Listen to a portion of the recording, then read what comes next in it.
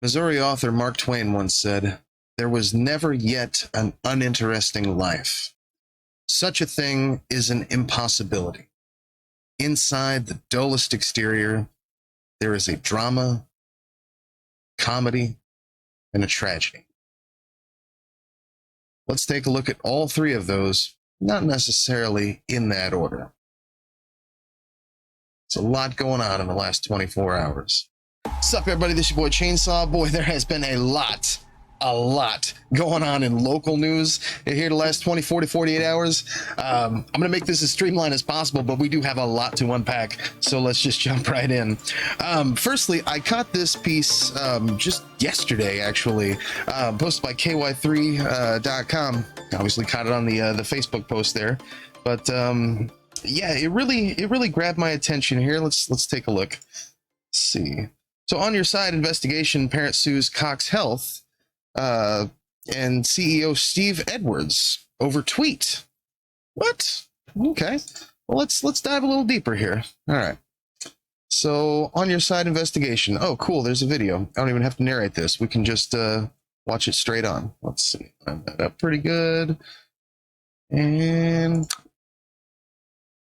out as a private Facebook post that caught the attention of a Springfield hospital CEO. Now it's a lawsuit drawing national attention. An Ozarks mother is suing Cox Health and its CEO, Steve Edwards, over a tweet. She talked to On Your Side reporter Ashley Reynolds about it. Samantha Cherry says it's discrimination, defamation, and breach of patient privacy. Cox leaders say they were transparent. This all started last summer when Cherry scheduled a virtual visit for her son who had swimmer's ear. She was instructed to use the promo code COVID to talk with a provider at no cost. She declined.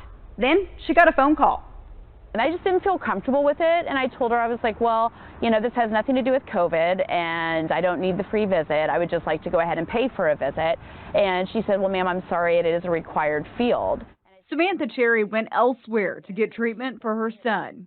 She later made this Facebook post mentioning her son by name and saying, I wasn't associating the word COVID with my son. But I didn't.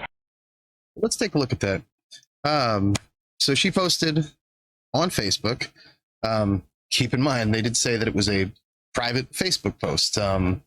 Anybody who's got Facebook, you already know, if you post something on Facebook, on your wall, it gives the option to go from private to public to, you know, friends and you know, private would be for your friends or for a specific group of friends or whatever. And then you can, you know, only me, right? So then only you can see the post. Now, they mentioned earlier that it was a private post. So I'm kind of wondering, you know, how. Well, you know, we'll get to that. The only way for Steve Edwards to even see a private post on Facebook and, you know, would be to be on her friends list, or if someone had screenshotted the post and sent it over to him. So if it were private, actually, it would have to be, you know, a private post. Keep in mind, it would either have to be she was friends with Steve Edwards on Facebook, or someone on her Facebook group or one of her Facebook friends actually screenshotted the photo and sent it over to him is the only way that he could possibly see that. But keep in mind that everything you post on Facebook belongs to Facebook. Nothing is private, and they are a publicly traded company. So, but let's move on. She posted COVID warning. Cox just asked me to mark COVID next to my son's name, so I try to have a Cox virtual visit for her son. The system asked me what my plan was, but I didn't have one, so I left it blank. This is a cash pay, no insurance. While waiting for a video call, I got a call from Cox. They said I would have to start the entire process over because I didn't put COVID in the required field. I told her this is not in any way related to COVID, but swimmer's ear from going to the lake. She said everyone's required to mark the COVID box. And you'll see they mentioned that's basically for the telehealth. They were offering it as a discount, or free rather, because of the pandemic. I told her that was weird and wasn't associating the word COVID with my son anywhere. I hung up. So, sure, okay, that's a weird hill to die on, but you know, hey, that's you have the freedom of choice to do as such, right? But let's continue here. Tag Cox. I didn't go and make a formal complaint or anything like that. I just said, hey, this is my experience. That was it. Then Cox Health CEO Steve Edwards tweeted this about free telemedicine for uninsured. He says a coupon code is required in the insurance field. Below to the So says in March, Cox decided to provide free COVID telemedicine to address the uninsured and reduce exposure risk. Cool. In the software, a coupon code had to be chosen instead of the insurance field. With COVID, it was a public service, so they're making it free for everyone who uses this, service. Great. I regret anyone would think it's part of a conspiracy theory. Yeah. right, a screenshot of Cherry's Facebook post. Has my profile picture, has my son's name. He didn't bother to edit out anything. Nothing. Like, he could have whited out my picture. Edwards went on to say in that tweet, I regret anyone would think it is part of a conspiracy theory. Keep in mind, she didn't edit out her own son's name on a post on Facebook, which is, once you put it out there on Facebook, it's no longer yours. Any of the information, any of it doesn't belong to you. You have no rights to it. It belongs to Facebook. That's just how it goes. It is what it is. If you don't like it, don't use the service. I don't like it.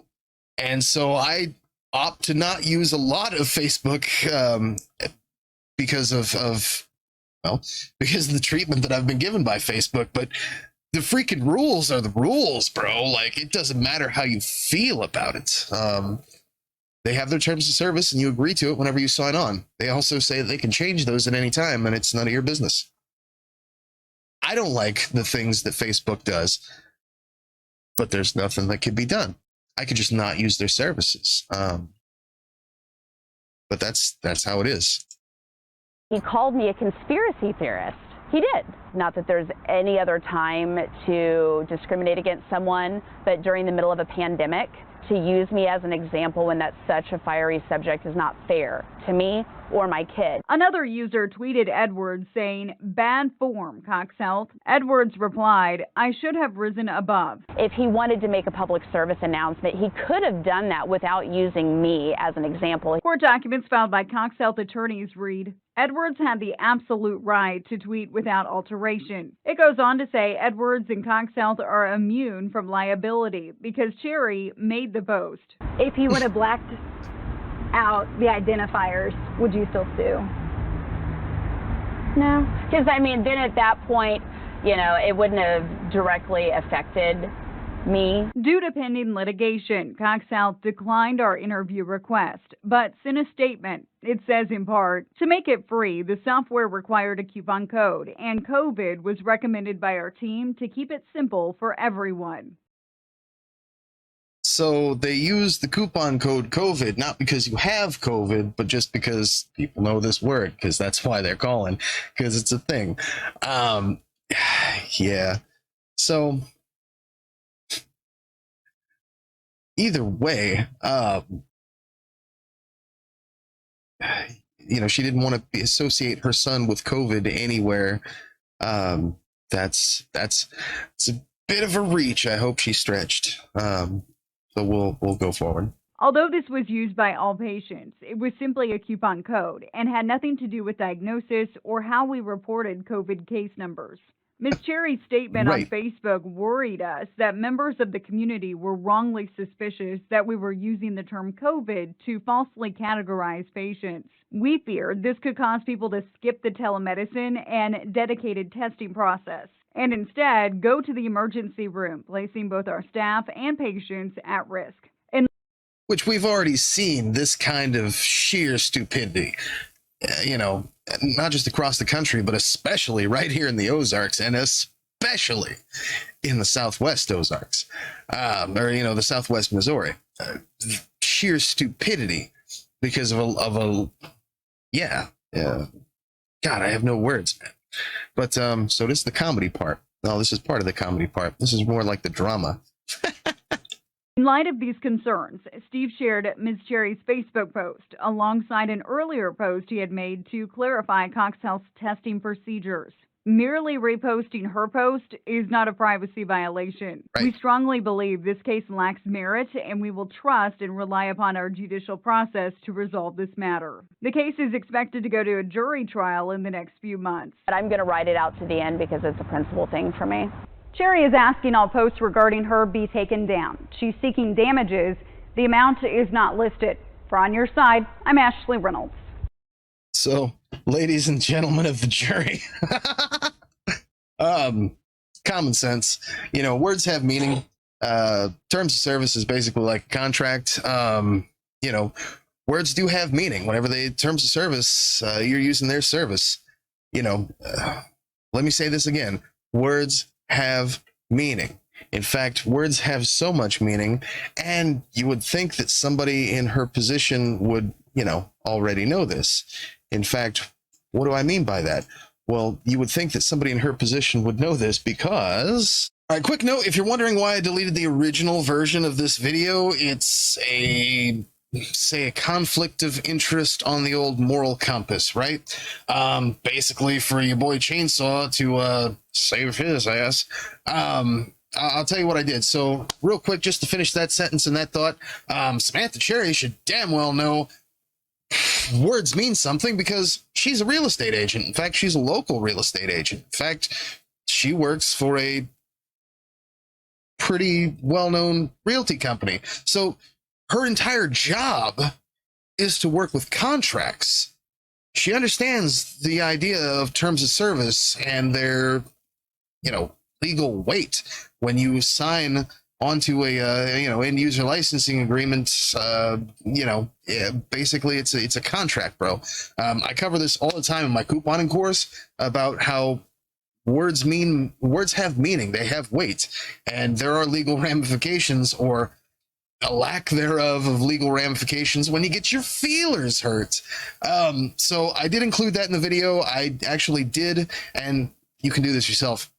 I did include screenshots or screen share of her business Facebook page, but I took that out because just something about that didn't feel right, or felt like maybe I'll be getting some kind of crazy mail on my doorstep from from this gal or one of her wacky attorneys. For slander, even though she went on the news. She's got a public business. It's registered with a company that's, I'm pretty sure they're a publicly traded entity. They might be private, but either way, they register with the state. They got an EIN number with the IRS. So it's all public information. She's an employee. She's publishing her business on Facebook, so that's also public information. But, just so that I don't get any weird mailers on my doorstep or anything wacky like that. But anyway, so we'll jump back into this. So she knows that words have meaning. She works with contracts all day. That's like her entire job. That's the thing that puts food on the table for her. So she knows that she has no case. She knows that she has no case. And her argument is that she was lumped in with kooky conspiracy theorists, right? Well, let's just do a little self-reflection now. If your boy Chainsaw here was worried about getting lumped in with kooky conspiracy theorists, the last thing I would want to do... Well, okay, so we'll get to that. And I apologize. It seems like I'm going on one here. This is through the edit, right? So basically what she could have done is she could have, I don't know, started a YouTube channel, went on YouTube and said, no, I'm not a kooky conspiracy theorist. Maybe I misunderstood. Maybe Steve Edwards misunderstood. I just was uncomfortable with the question because it was all new to me, and yeah, just let everybody know I don't really have an opinion one way or the other, or my opinion is such, or whatever. She could have just ate a bacon, egg, and cheese sandwich. She could have done anything. She could have had a bowl of puff wheat and just chilled out. She could have done like a bajillion other things, but instead, we're gonna file a lawsuit. We're gonna go on the news, bro. We're gonna get on the local news and make a big stink of this. Now, if the concern is that she's being lumped in as a conspiracy theorist, The last thing you would want to do is probably hire a lawyer who's well known for siding with these whack job QAnon conspiracy theorists as far as their freedoms are concerned, right? And that's where we'll jump back into the original video and introduce her legal counsel. And this was covered in the Springfield News Leader's article regarding the matter. So enjoy. What's this gal? So you might recall former councilwoman Christy Folnicki. She had a couple of lawsuits that were actually thrown out. One was against the mask mandate in Springfield, thrown out. Mask mandate in Branson, thrown out. Reopening public schools in Springfield with just completely reopening them, no problem, no risk, no nothing. Again, thrown out. So this gal is just winning lawsuit after lawsuit regarding to crazy, kooky conspiracy theories. They had a recall a petition against her a few years ago that was led by everyone's favorite public activist, Bon Scott, or Bon Scott. Wow. I just went AC/DC there. Bon Tyndall, I apologize. Do not dislike this video, Bon. I know you'll be watching. But it was headed by Bon Tyndall. And then after the recall, Christy Folnicki just up and resigned. She just gave up. So maybe she should have gave up on those lawsuits. I don't know. That's a thing. Boy, it's going to be exciting to see how that works itself out, though. Guess I'm not the only one who needs a haircut. But so there's that. So that's the comedy. That's the drama part. And for the not so funny. So I also caught this yesterday. So Representative Sarah Walsh, now seeking the 4th Congressional District, seat currently held by Vicky Hartzler. Her husband has passed away from COVID-19. Now, this was reported a few days ago that the Walshes had COVID, and he was in the hospital. He was being put on a ventilator at the time, and it's looking like the State Rep Walsh's husband did unfortunately pass away from COVID-19. So that happened just yesterday. And honestly, I'm not entirely certain even how to progress on this story, because it's crazy. If you don't know, the Walshes were huge opponents for masking and social distancing and basically anything to do with COVID. And just to give you a show here, you can't help but wonder if say an event like this. I mean, they were diagnosed toward the end of July, beginning of August. You can't help but wonder if something like this super spreader event over in Cooper County, is this where they got COVID? Is this where, if they had already if they already had COVID at this time, how many of these people did they infect at this super spreader event? Move on. Even with nonprofits, I mean, you can see here, Representative Walsh, hanging out with the senior citizens. Congresswoman Vicky Hartzler, Steve Walsh actually had worked in her office, commented that she is saddened at the loss. He served her office and, Missouri's 4th District admirably for the past decade. Great remembrance, thoughts and prayers. Mentions his love of God and his beautiful wife, Sarah.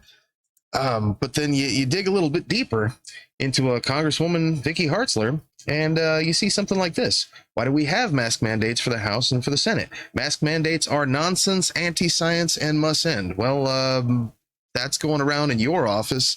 I can only wonder why. Now you're down one staff member because, I don't know, stupidity on your behalf. But or in part. So obviously Governor Mike Parson had his comments to make. Teresa and I are saddened to hear the passing of Steve Walsh, husband of Representative Sarah Walsh, this morning. He'll be remembered as a proud Missourian, dedicated husband. We wish Sarah's family comfort and peace at this time. Thoughts and prayers. How about action? Definitely could have helped last year when you were telling people, look, this man is dead because of misinformation. There's no need to revel in the misery of others or revel in the deaths of people who got bad information. But at the same time, maybe if the governor weren't telling people last summer, that if they don't feel safe going out and voting, they should just stay home. Maybe he should have done his freaking job. Maybe they all should have been doing their job instead of just following conspiracy theories. But I guess that's too much to ask. Did I pull something up here? Nope. This is still. Let's see. Well, then there was this little gem that I found, and obviously the Walshes weren't exactly saints when it came to masking themselves here. This actually is a post, a retweet from Steve Walsh himself. Breaking: the Supreme Court has ruled 6-3 that California can't ban indoor church services. While I applaud this ruling, I find it troubling and concerning, but not surprising, that the 3 liberal SCOTUS justices voted to uphold the ban imposed by a liberal politician. Clearly, liberals can almost always be counted on to stick together with little regard for our rights. Keep in mind, this is someone who died just the other day from COVID-19 in the state of Missouri. What about the rights of those who are trying to stay healthy? You aren't helping us. And Steve Walsh's comment: this decision allows people to attend church services. If you choose not to attend worship services for fear you will be one of the fraction of 1% of Americans who die from COVID, you simply don't have to attend. Problem solved. Good grief. Well, I don't mean this coldly, but guess who won't be attending anything because of a lack of concern that they'll be one of the fraction of 1% of Americans who die from COVID.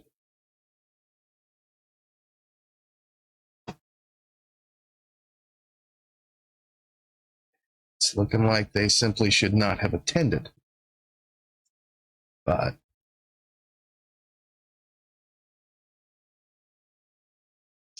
there was never yet an uninteresting life. Such a thing is an impossibility.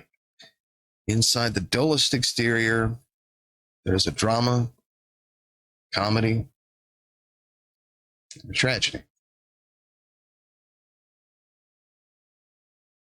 What do you want to be? Look, if you like anything remotely relating to this kind of content, subscribe to my YouTube channel. Lord knows I need as many hits as I can on the subscribes. I'm running a kooky contests, giving away $20 to get to 100 subscribers. When it gets to that point, we get to 1,000 subscribers, I'll be coming off some real cash. If you're buying the dip, you better start now because it's getting weird out there.